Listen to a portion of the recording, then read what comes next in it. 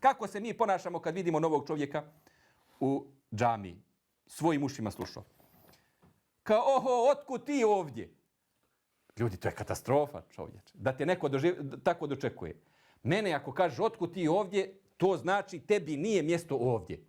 Kako otkud mene ovdje musliman čovjek, Mustafa, Ahmed, Muhammed, djed mi bio hodža, pradjed mi bio hadžija, znati sami, naše geneze su uvijek nešto vezane za vjeru. I otkud ja unutar džamije? Zato što sam musliman. Znači da ne dozvolimo to, nego s druge strane, da kad dočekaš, kaže, vjeruj, brojio sam dane kad će se ti pojaviti, jer sam znao da ćeš ti kad tad doći. Tebi je mjesto ovdje među ljude.